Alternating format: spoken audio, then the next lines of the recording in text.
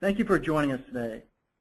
My name is Mike Scott. On behalf of Everbridge, I'm excited to present this Expert Insights panel webinar, Ebola and Other Pandemics Preparedness webinar. In this webinar, our panelists will discuss and examine pandemic preparedness for government, transportation, healthcare, and corporations. Ebola, realities of the outbreak. For this session, we are pleased to have Emery Garwick of Methodist Hospitals, Irene Clark of DFW Airport, and Patrick Parker of RSA as our panelists. We also are pleased to have Francis Willett of Durham, Connecticut, and Everbridge be our moderator today. After this session, we will have a 30-minute Q&A session with our panelists. And now, I would like to hand it off to our moderator, Francis, to introduce our first panelist. Thank you, Michael. Emery Garwick is our Emergency Preparedness Coordinator for Methodist Hospital. He has been a certified emergency hospital coordinator since 2013. Additionally, he has a license of paramedic since 1979 and a primary instructor since 1983. In addition to his current position at Methodist Hospital, he's held various positions including paramedic EMS instructor from 1996 to 2011, and from 2011 to July 2014, he has been an EMS coordinator. I'm pleased to have Emery join us. Emery, you may now start. Good afternoon. Thank you, Francis. As Francis said, my name is Emery Garwick. I am the Emergency Preparedness Coordinator for the Methodist Hospitals in Lake County, Indiana. We're a multiple campus facility with campuses in Gary and Maryville, Indiana. Our Gary, Indiana facility is a level 3 trauma center and has approximately 35,000 emergency department visits annually, while Maryville has 30,000. Additionally, I'm the District 1 Hospital Emergency Preparedness Coordinator for District 1 in Indiana. Indiana is divided into 10 response districts for the State Department of Health, and they correlate with the Indiana Department of Homeland Security, which oversees our emergency medical services areas. District 1 is located in the farthest northwest portion of the state and is comprised of 5 counties. One of our interesting issues is that we are very, very close to Chicago and actually approximately 2.5 hours away from Indianapolis, which is where most of our support comes from, which makes for an interesting topic. Just some background on Ebola. The first thing is Ebola is not new. It was discovered in 1976. Some of the things we found since that time is that it is not easily transmitted between individuals. For those of you who have been following in the press, you'll see that the gentleman who passed away in Texas, Mr. Duncan, his family who was closely involved with him, the EMS providers who actually transported him before he was a confirmed Ebola patient, none of them have turned up positive for the disease. It's very, very critical to understand this is not an airborne disease. There are 5 separate mutations of Ebola, and no evidence anywhere supports that they are airborne. Most of our protections in the past have been based upon contact and droplet isolation. It's something that most healthcare facilities deal with on an everyday basis. Unfortunately, Ebola does have a very high mortality rate, with some statistics showing up to 70% currently in Africa. One of the situations that has happened as there has been a mismessage between different organizations and different facilities that use different levels of protection.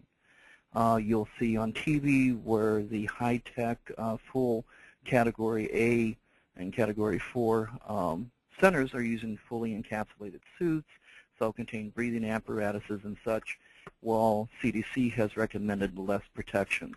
These have also changed over the period of the last several weeks, where now CDC is now recommending the use of either an N95 personal respirator or use of powered respirators.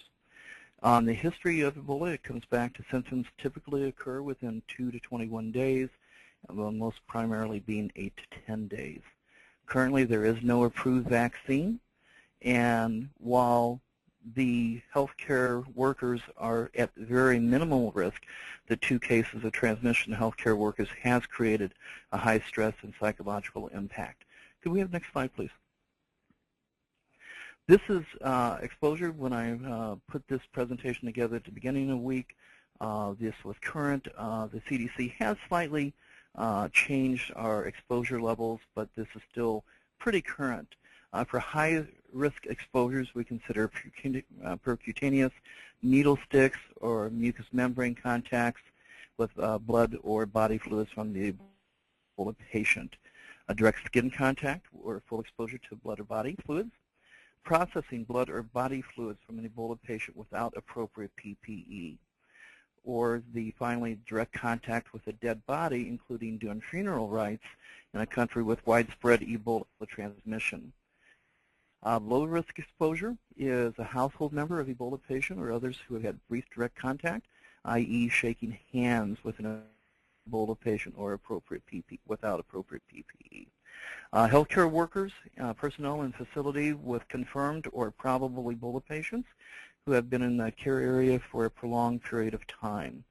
No known exposure or residence in or travel to a country with a widespread Ebola transmission without high or low risk exposures. Can I have the next slide, please? As we take a look at some of the symptoms, it is a misnomer that this is primarily a hemorrhagic disease.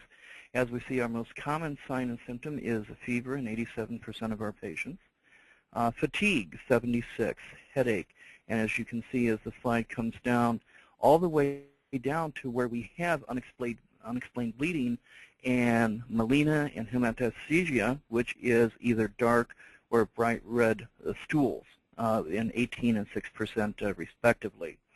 Rash does occur in 6% of the case, and this is some of the things that people also take a look at. As our treatment goes, we're looking at supportive care, and those are the items that we would address. I would like to point out that while 87% of our patients do have fever, 13% do not, and that creates quite a widespread deficiency in where we actually are targeting. Next slide. Okay, again, as I said, medical treatment is based upon hydration and vital organ function. Providing intravenous fluids is critical in balancing electrolytes. Some of the documentation that came out has shown that people with advanced stages of Ebola can have as much feces output as 9 liters per day. Maintaining oxygen status and blood pressure is critical. Treating other infections as they occur. We do not have a specific antibiotic or antiviral for Ebola, but if we do have associated infections occur, that's what we will be treating. That's the bad news. But the good news is recovery is going to depend on some good supportive care as well as the patient's personal immune response. People who recover from Ebola infection typically develop antibodies that last for 10 years and possibly longer. Okay, that ends my presentation. Thank you very much. Emery, thank you. At this time, I'd like to introduce our second panelist, Irene Clark. Irene is the Senior Manager of Workforce Engagement and Communications at Dallas-Fort Worth International Airport. Irene is an experienced communicator with more than 25 years' experience of aviation industry. She has a Bachelor of Science in Interdisciplinary Studies and holds a Master of Business Administration degree in Marketing. Irene has served in a leadership position in both the communications arena, training and development, and her areas of expertise include change management, mentoring, and leadership. Irene, welcome to the webinar, and you may start. Thank you so much, Francis. First, I'd like to tell everyone a few things about the Dallas-Fort Worth International Airport. The airport is jointly owned by the cities of Dallas and Fort Worth. We're located halfway between the two cities, and the airport is roughly the size of the island of Manhattan. And this year we are celebrating our 40th anniversary, and in the time since we first opened our doors, we've transitioned from being a regional to an international airport, and we are now the 3rd busiest airport in the world. Every single day we have almost 2,000 flights that are departing DFW, and that adds up to about 60 million customers a year. So you can just imagine the number of people who are flowing through our terminals every day. We've also got nonstop service to 147 domestic destinations and 55 international destinations, and that keeps growing. there's a lot of interest in the airport, not just because of common fascination with aviation, but also because the DFW airport generates over $31 billion to the region in economic impact every year. Next slide, please. I'd like to talk next about how we prepared for this type of situation. Back in 2009, a team from DFW attended pandemic training in Anniston, Alabama, and we felt that with the rise in SARS outbreaks and H1N1, we really needed to be prepared. So we attended the training hosted by the Department of Homeland Security, and I think what was very beneficial for us is that the roster of attendees was not limited to just operational people, but we had people in administrative roles. For example, we had folks from our procurement department, from finance, from communications, and it just really helped to round out the whole team. So returning from that training, we used the knowledge that we gained there to develop a very robust pandemic plan, and that serves now as a model that we really can adjust for any kind of crisis situation.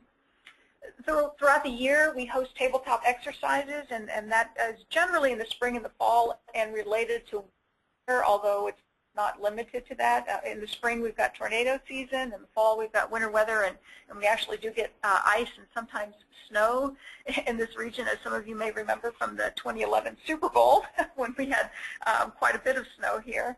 And in these exercises, we also include our stakeholder partners. For example, we include Department of Homeland Security, Red Cross, and other agencies that we work with on a regular basis.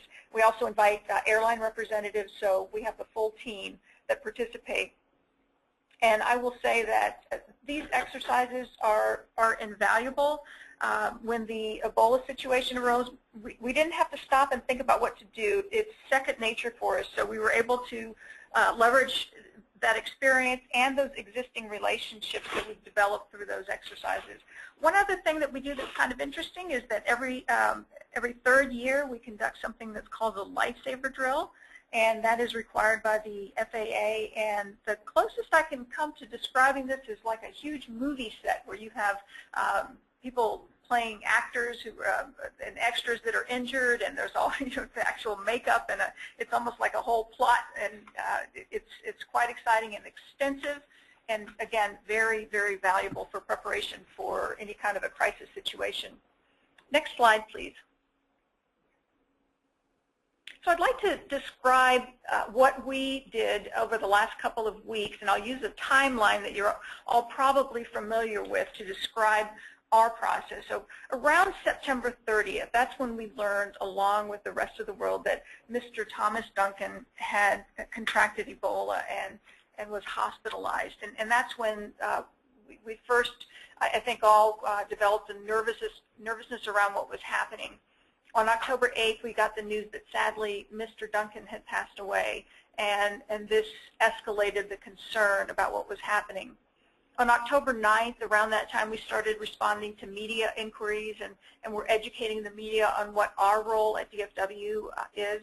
And we also determined what the appropriate communication channels would be for DFW, because just depending on what our roles were, there were different constituents throughout the airport that we might need to communicate with.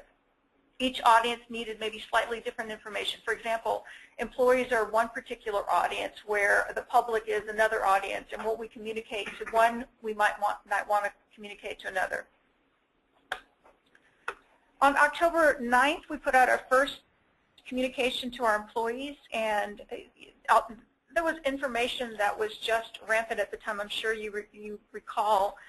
And what we wanted, though, is to make sure that employees were hearing from a trusted source, and we assured them that we took great responsibility and had concern for the safety and security of our employees, our customers, and passengers. And we also explained what our role is, and that is to serve as first responders in the event of an emergency. And we let our employees know that we were in constant contact with the CDC and the local Department of Health. And we also knew at the time that some airports were being designated for enhanced security screening, and we learned also that there would be a congressional hearing taking place at DFW Airport While we help with the logistics, that really wasn't something that we were a part of. It was just held here because it was a central location for a lot of the participants. So that was kind of the first wave of what happened. The second wave came on around October 12th when Nina Pham was diagnosed with Ebola. And that's when the public interest and concern really escalated. On October 15th, a second nurse, Amber Vinson, was diagnosed. And then we learned at that time that Ms. Vinson had been on a Frontier flight from Cleveland to DFW. So again, you can just imagine at the time, we saw these things just escalating by the hour. And at that time, DFW activated a plan and assembled our Joint Information Center. Our second communication to employees came on October the 15th, and we've reported that we had activated our steering committee, our pandemic steering committee, and we were just overwhelmed, I think, as many people were, with the amount of communication that was coming out, and we established a core group to really sift through what was happening. We had somebody who was looking at social media, another person who was looking at the local news, somebody else looking at world news, and just monitoring everything that was being said. It was also around this time that we learned of the lab worker on a cruise ship. And again, I'm sure that you're all familiar with that. Next slide, please.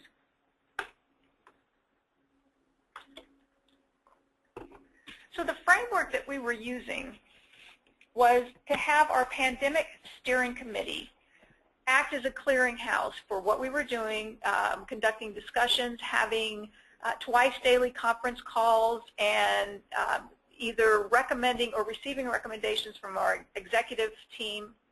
And we were also communicating with our Airport Operations Center. That's a call center where anybody who has questions about the airport, those calls are funneled through the Airport Operations Center, and so we provided information for those people who were staffing the call center. And at the end of the day, we had a concise media summary that we could communicate to our executive team, so we kept them constantly briefed. Our pandemic plan coordinators reached out to departments who were more closely involved. For example, for anybody who might be cleaning the airport facilities, we let them know what the standards were from the CDC, cleaning standards, personal protective equipment, and so on. It's interesting, because we're an airport, and one of the things that the CDC recommends is the use of bleach and cleaning, and we had to have special clearance to get that product through our security. So things that may not be issues for other entities for an airport, it presented another type of challenge. I'd like to talk next slide please, about what we feel worked well. The pandemic committee started monitoring the situation days before we actually implemented the plan. So once the plan was activated, we had that Joint Information Center, and as I mentioned, there was just no shortage of information, so that Joint Information Center was really critical in being a clearinghouse for all the information.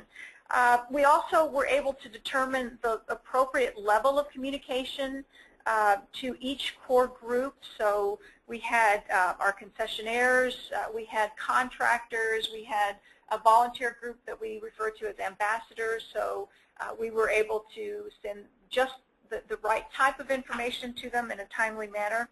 And what also helped is that we had messages that had already been vetted, core messages, and that was handled by our public affairs group and the pandemic steering committee. So we all agreed on what we wanted to say and then used that core message and tailored it to the appropriate groups. One other thing I'd like to point out, that we were very careful that we did not become the subject matter experts on the topic of Ebola.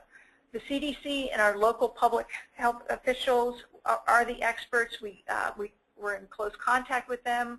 We took the information that they provided and shared that with our stakeholders. But there was a fine line there, because we did want to make sure that we communicated on a regular basis, but again, we were just following the guidelines set forth by the CDC and our local public health authorities.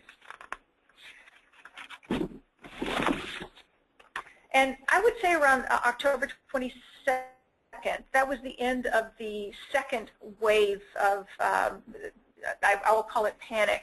So things had started to return to normal. Looking back, it's really hard to believe that this happened only 3 weeks ago, because it felt like so much was going on in a very compressed amount of time. And something that I took away from this is just the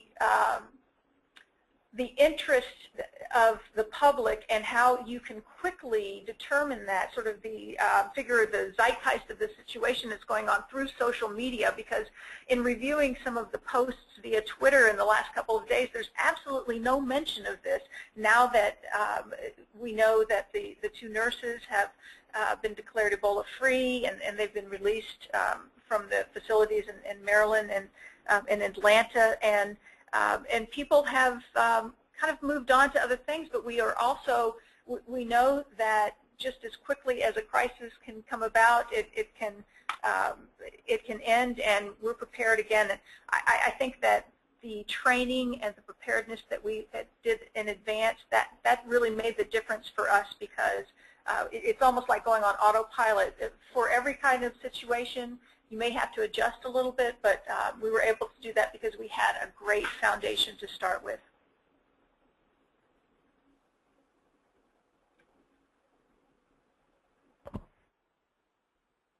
Thank you.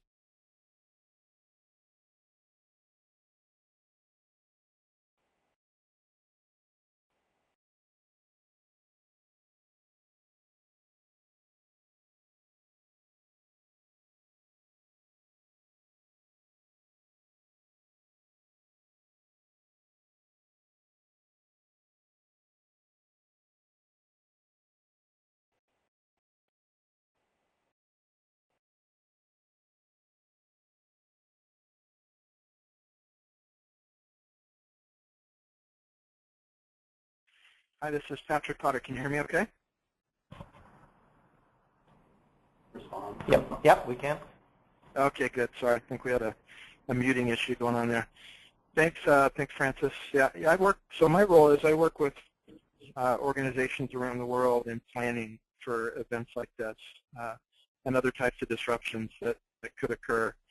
And we offer a planning tool that does that. Automation is really important to be able to execute at the level like Irene's talking about with what they've done at the airport. But I just wanted to key on a few points in a couple of slides here that we really try to help organizations of all types, really all industries and all regions of the world think about in planning for things like this.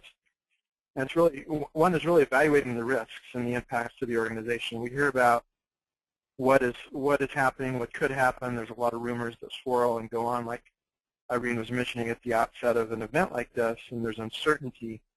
But from an organizational standpoint, that creates a lot of turmoil and a lot of uncertainty. So it's important to really go back to your roots and evaluate what really could go wrong, and where could it go wrong, and where could it impact your organization.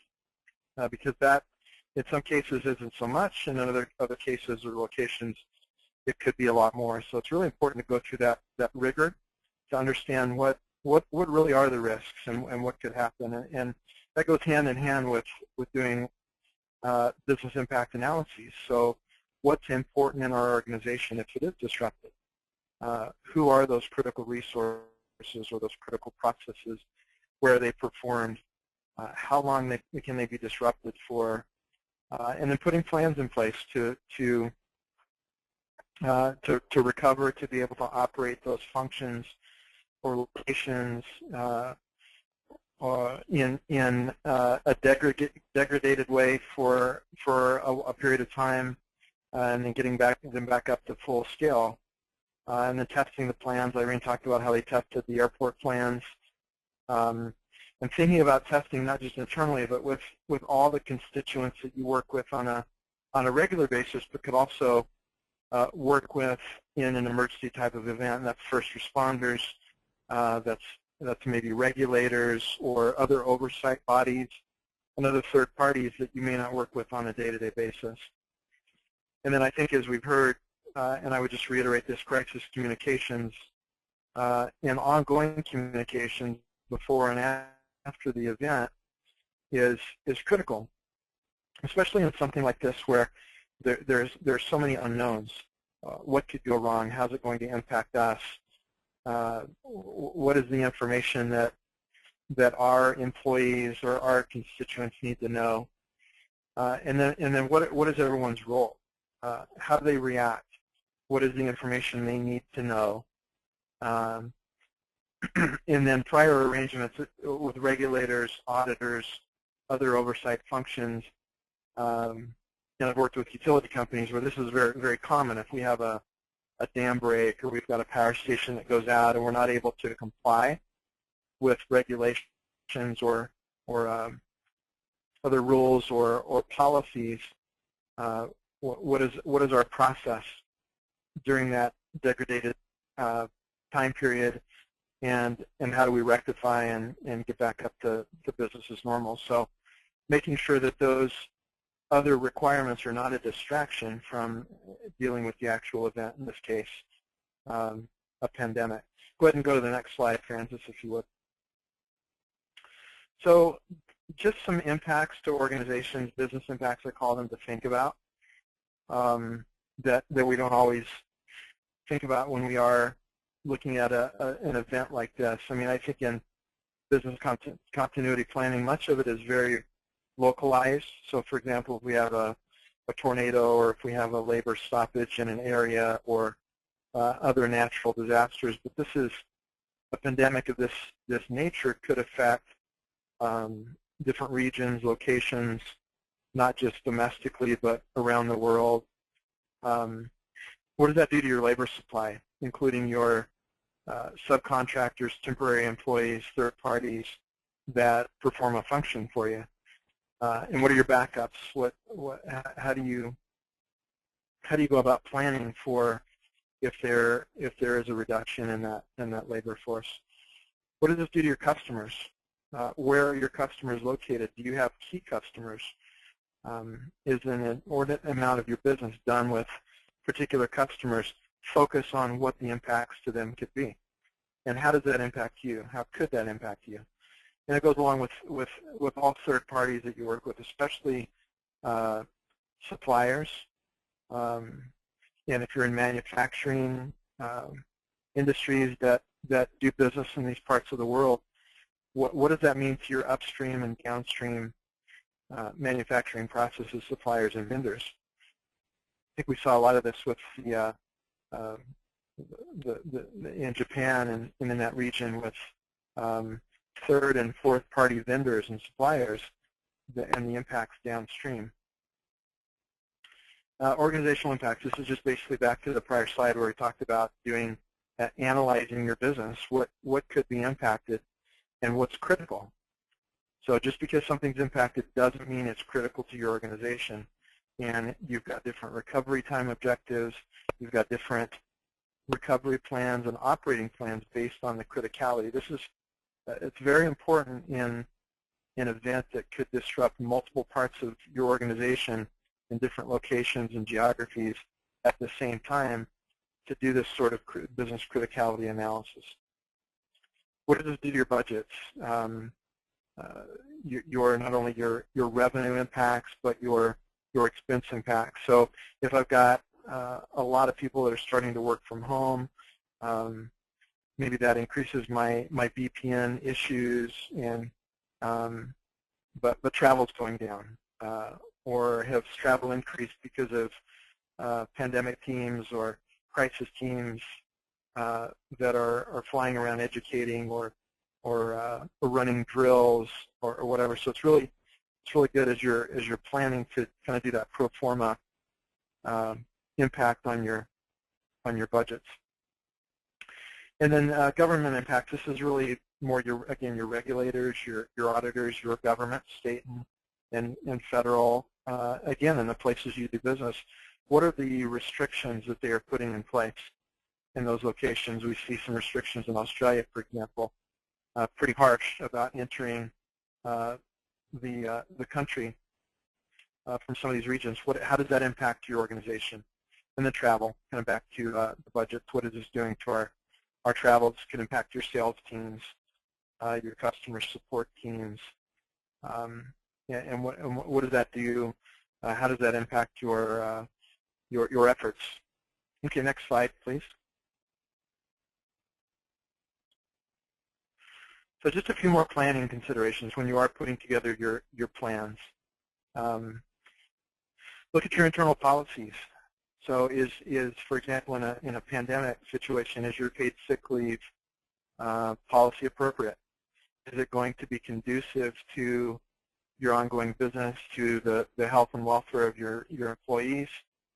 And this can follow through to pay structures as well, especially when you've got part-time and hourly paid employees. You still have the right structure specifically around employees. And then do you have the right infrastructure in place? So as you have more and more people that maybe are working from home that are sick, I'm not speaking specifically just Ebola, but you know, as Irene talked about pandemics and more general, these are some of the implications. But you have the right infrastructure to enable people to keep working, those that can, but in different locations, whether that be work from home or alternate sites, like it says here in the third bullet, smaller working groups. Where are they working? Do you have that infrastructure and that process set up so they can still be effective? And then think about your recovery objectives, your recovery time objectives, that sort of thing for your critical business processes. Because typically what happens in an event like a pandemic is these are going to be stretched out just because of the time periods are more elongated than a you know, let's say a flood or something. So think about if you haven't looked at your critical business processes from this type of recovery, elongated recovery time frame, what does that mean to those critical processes? And how long can they be operated in a degraded state for a longer period of time?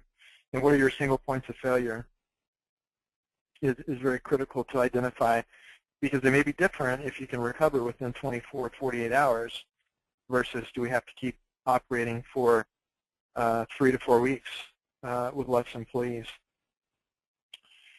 So there are a couple of factors come in really importantly. Cross-training employees on critical functions, determining who your key employees are, and do you have backups for them? And then what's your reserve workforce? How can you leverage vendors, outsourced parties? Here we talk about, you know, nobody wants to come back to work after being retired, but is there a core group of people that we can leverage to get us through a situation like this? And then finally, I think communications is very key, internal and external. I think we'll talk more about that, but it's okay to communicate to employees that here's some things you need to do in terms of keeping yourself and your families safe and prepared and protected from these types of things, whether it be getting updated vaccinations, staying at home if you're sick.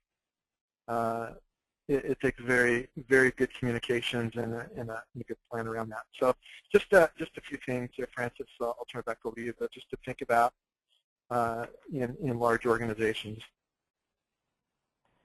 Patrick, thank you. So for my section of the presentation, I just want to talk a few slides around state and local government usage and preparedness. I serve 2 roles at Everbridge. I'm a client. I've been a client for the town of Durham, Connecticut since 2006, and in 2009 I joined Everbridge as their Director of Professional Services, deploying our products to state and local governments. So I'm going to wear my town of Durham hat in this, but obviously talk on how you know, communications plays a role in this. One of the biggest pieces that, and I think Irene hit it on the head, this type of event, especially with Ebola, you really need to take your information, your direction, and build your communication plans for these health-related emergencies around what the CDC and your state and local governments are giving it. Taking it from Twitter or taking it from a non-trusted source really just adds to the problems. One of the biggest pieces we use notifications in this piece is really around, we have two types of communications, as Patrick said. We use communications to educate the employees. Obviously, if they are sick or have a need to take time off, just reiterating those policies. So, I mean, Patrick hit it right on the head. But you use the notification system and obviously traditional communication, email communications to those employees. On the citizen side, it's just the awareness campaign. One of the things we've done is, you not waiting until this event happens to start using these tools and activating these plans is always the #1 mistake I see people do. If you identify compelling events that you deal with on a daily basis in whatever industry you have and build communication plans around them and use the tools that you have to execute those plans. Severe weather, obviously power outages and school emergencies are very common for us. In Durham, we have an annual state fair that attracts 250,000 patrons to our small town. So what that does is, trigger our unified command. It triggers our emergency operations components. It also activates all facets of our emergency services. It integrates with state agencies for, getting these people in and out of our town safely and obviously having a good time. The health-related events, obviously the most recent one that we did, besides just the internal informational work we've done around Ebola, the health-related one, the most significant one for us was H1N1, where we actually were a point of distribution, and we used it in many towns in the state, and used it for flu clinic appointments, because if you remember with H1N1, you had specific target groups that you targeted the vaccines and the distribution first. And we obviously, in this case, this is much different, where people are really being directed to specific care facilities. I think the information around how they would do it and answering their questions and having places for them to go is where we're really focusing our efforts. The other piece is the state is asking us as emergency managers to provide the stockpile and our stores, or what PPE do we have, how many masks we have, and that type of thing.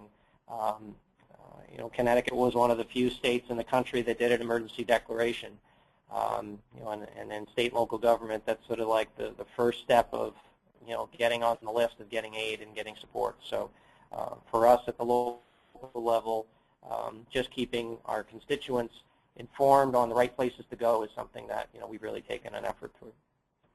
Some of the other things we do to prepare not only for pandemics but also just general emergencies is obviously we use our notification system continually to communicate emergency and informational messages. Folks that sign up for the specific types of alerts, they do that, and those people can go to other areas as well. We try to use a unified message concept where they can get the same message at our website, they can get the same message from a poster in the town hall or the library, and they can get the same message through Twitter or Facebook.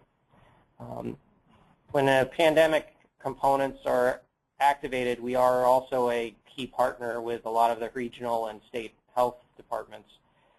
For our region, we're what's called a mass dispensing location or a point of distribution, so we would have folks come to our town to get those various supplies and things that they would need.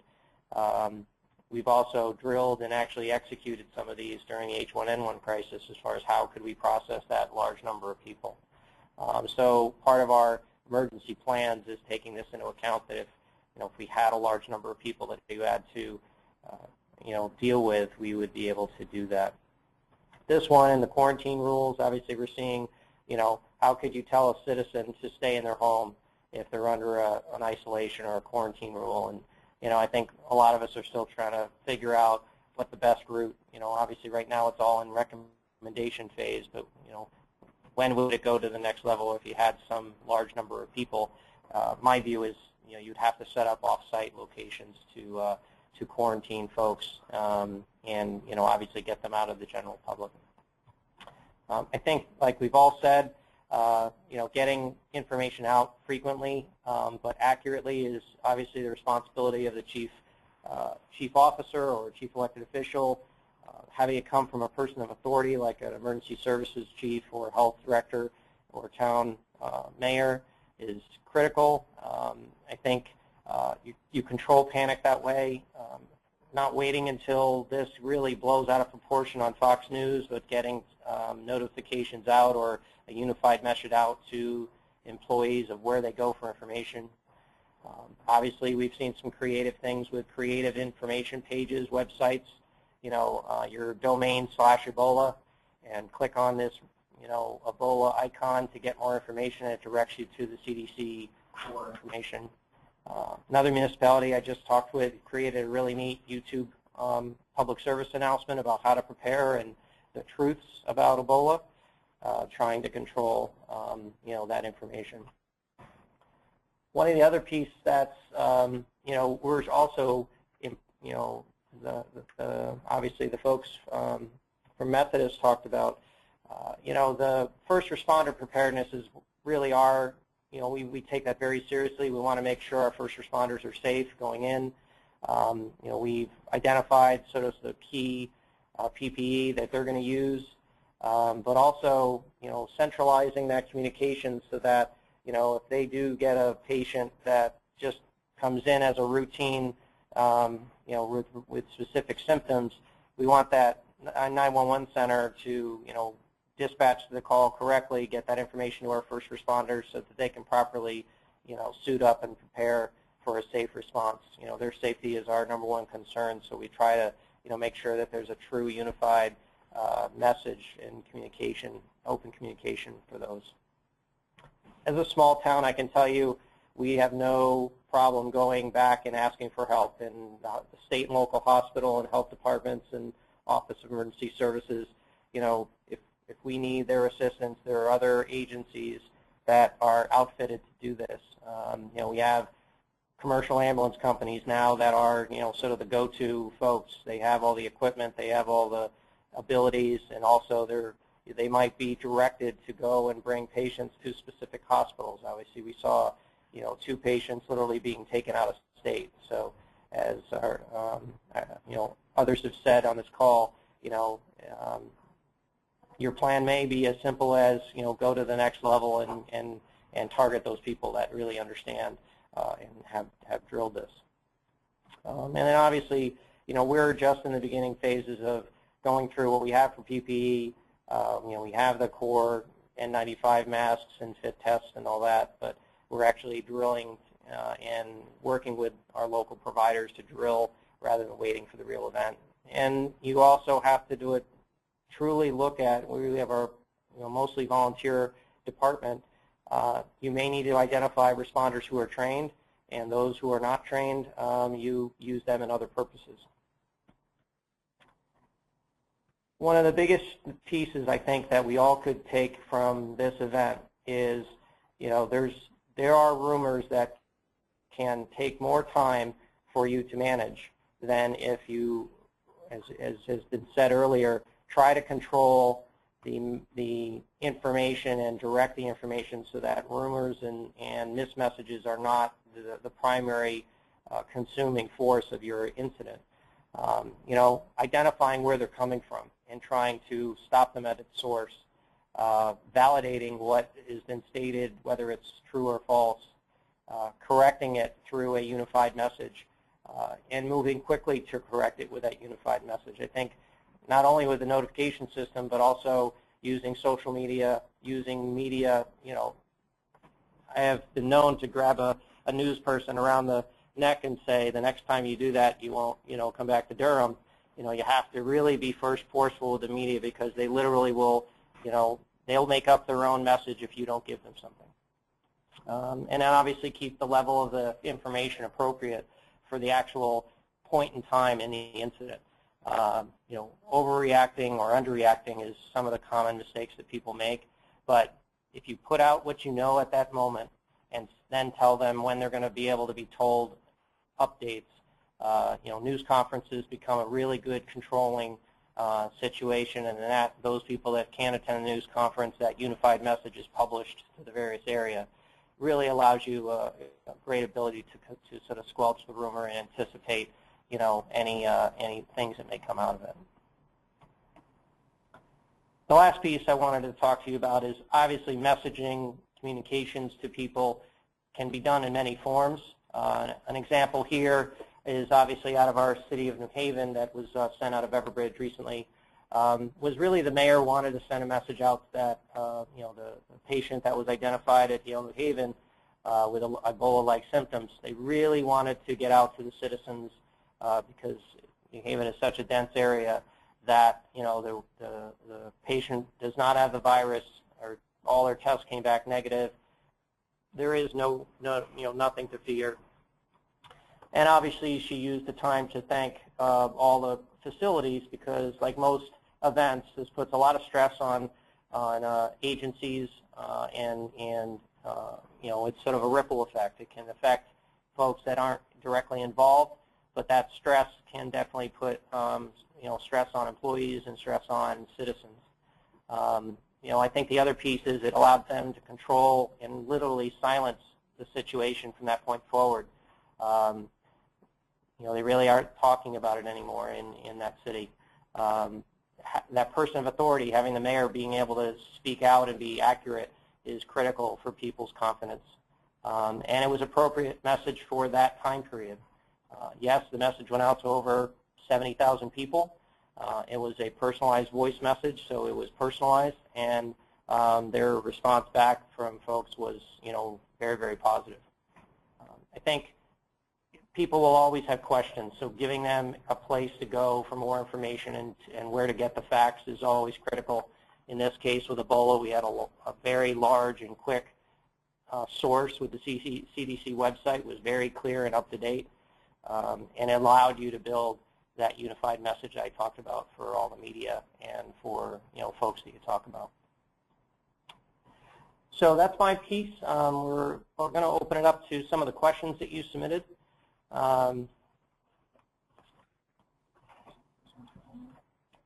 the first one is for Emory. What do we not know about Ebola? Ebola, what don't we know?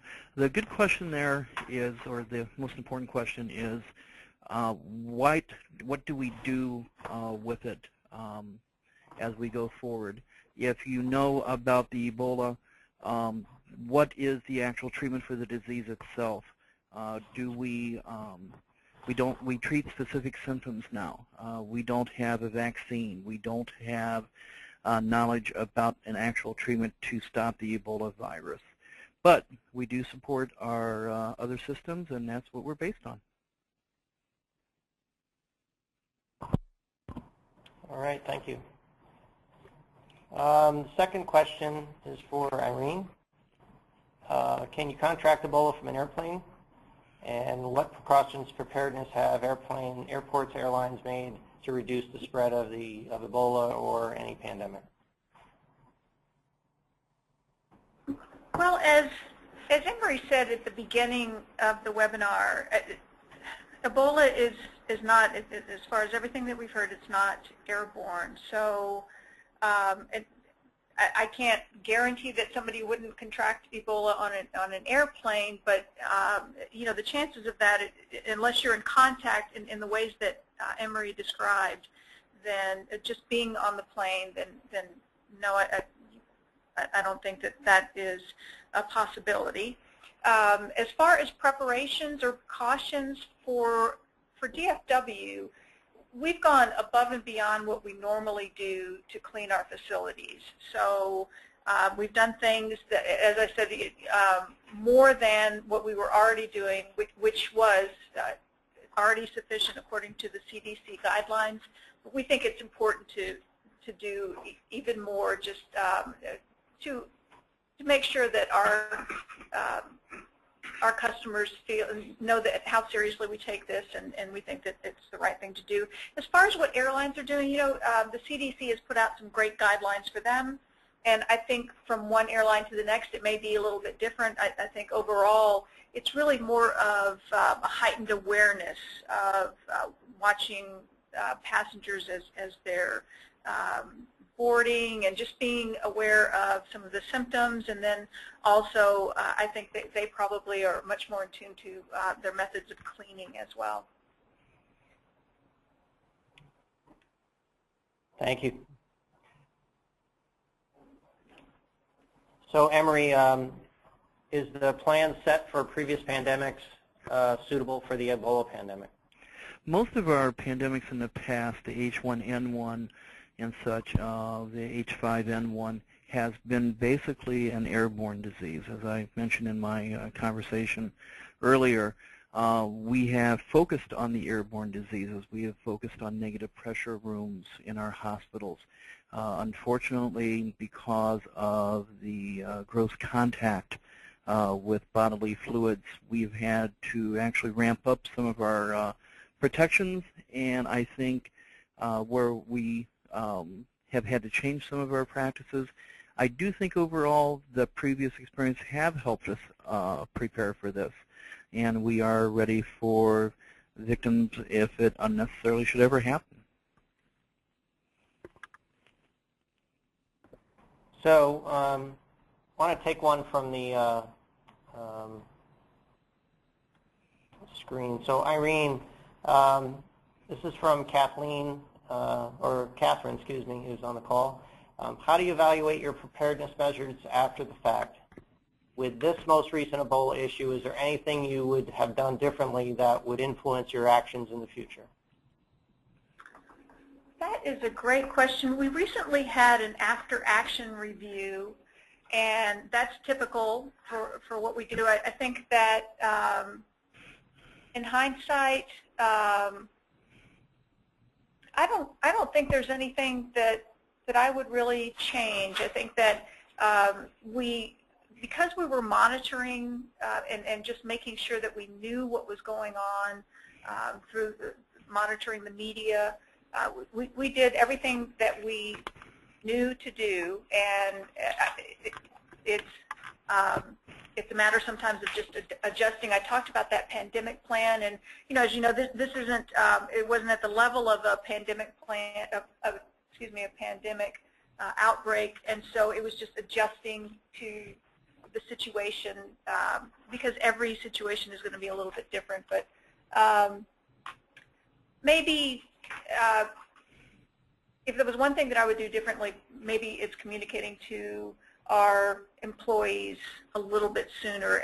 And really, I think the reason that we didn't do that is because we just were unsure of exactly what was happening. It was happening quickly. So sometimes in the world of communications, it's okay to say we don't know yet, and that way people know that our employees are feeling secure that we're monitoring the situation. So that would be, if I were to do anything differently, it would be that. Okay, thank you. Patrick, one question for you. Describe the kinds of planning strategies and decisions a company not involved with healthcare could be putting in place now in case of the Ebola pandemic escalates and becomes a real issue in the U.S. And is such a scenario far-fetched, or is it unnecessary to do such planning? Well, I mean, I think we're kind of in a wait-and-see sort of situation. That doesn't mean you don't do anything. You do. And I think we've talked about a lot of those things today. Start with your pandemic planning strategies and approaches that you've done in the past. You know, we've talked about that in the not-so-distant future. If you don't have those plans or strategies, put a team together and start to think about that, how that impacts your, or could impact your organization. Talk to other organizations. I mean, you know, critical infrastructure like Irene's talked about, the medical community like Emery's talked about, and Francis, what you've talked about with first communicators. You can learn a lot from those that are on the front line and incorporate those into strategies for your organization. The other thing I would do that we've also talked about is really up your communications. So make sure you're getting your information from good authoritative sources. Like Irene said, don't be the expert, but also make sure that you're communicating often to your employees and third parties, that it's coming from credible sources like the CDC and the World Health Organization.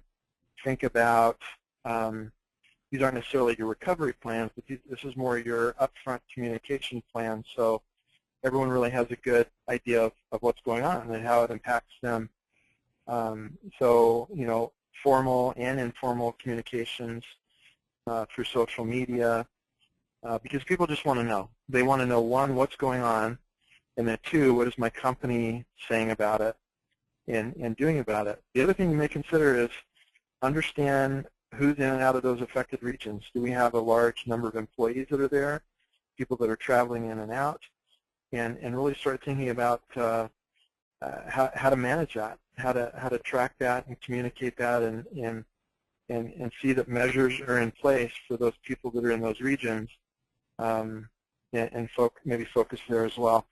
Again, a lot of it's kind of a wait and see, but I think you've got to start getting in the mindset of what the impacts could be. So go back to those pandemic plans and start from there.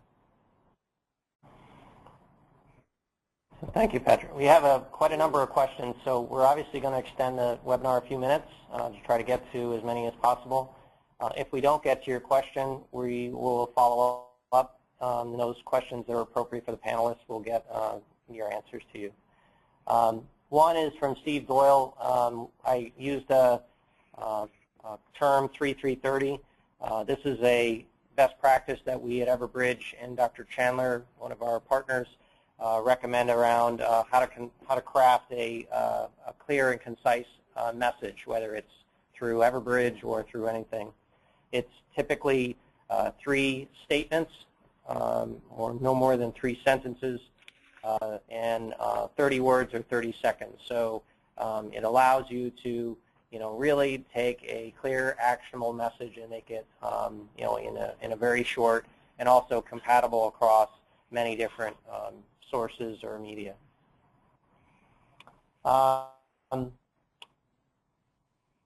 So for Irene,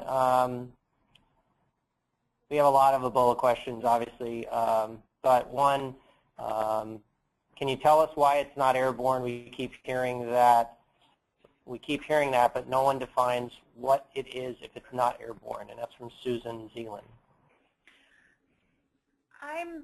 I'm really going by what has, I said earlier, don't be the subject matter expert. I'm going by what we have heard from the CDC. I'm wondering, Emery, I hate to put you on the spot, but you seem Yeah, I'm sorry, I meant Emery.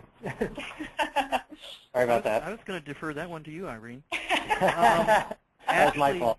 Actually, as laboratories and areas research the disease itself, there's a difference between actual airborne, where you exhale the disease just by breathing, versus a droplet, where you would have to spread the disease by coughing, with sputum being expelled at the time.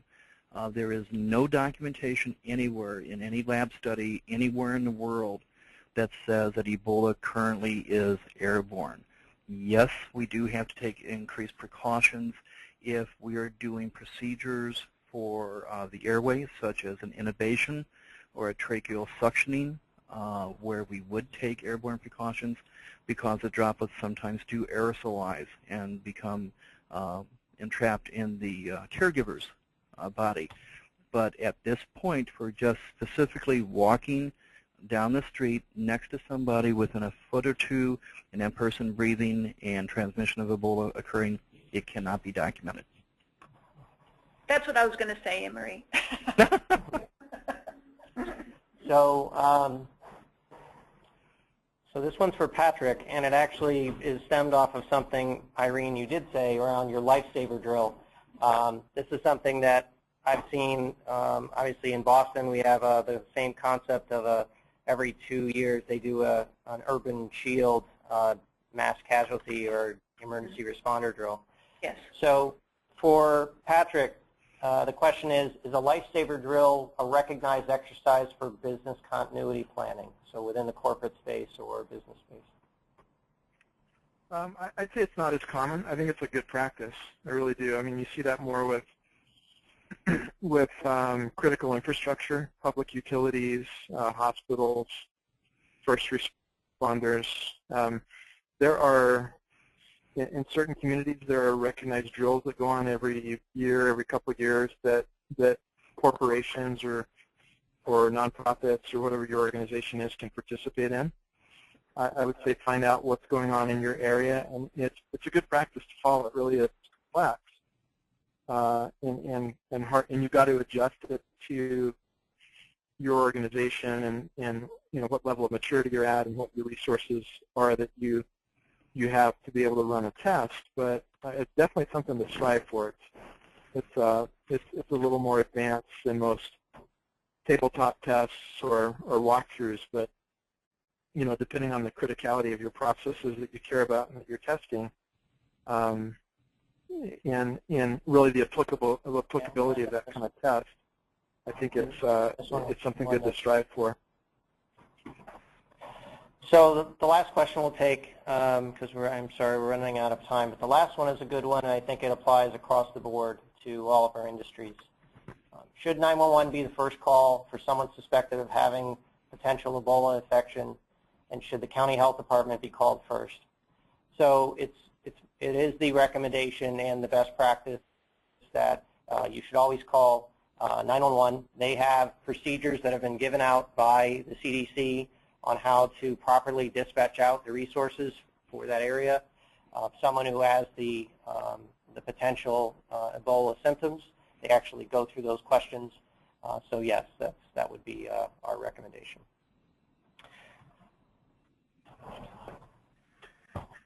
So I want to, very sorry to announce that we've run out of time, but we will take the remaining questions and send them to our panelists and then get back to you. I want to thank Emery Garwick, Irene Clark, Patrick Potter for a good session, and I'm going to hand it back to Mike to finish off. Thank you, Francis, for being our moderator. I would like to announce, if you missed any part of the webinar, be sure to look for the slides on everbridge.com/blog. You will also be able to receive an email with a link to the recording in the coming days. If you haven't already, please take a moment to follow us on Twitter @Everbridge and join our group on LinkedIn, Everbridge Incident Management and Emergency Notification Professionals. For those of you interested in requesting a demo of the new Everbridge system, please visit everbridge.com/request-demo. Thank you all again for your participation in today's Expert Insights panel webinar, Ebola and Other Pandemic Preparedness. We hope to see all of you online again soon. Thank you and have a great day.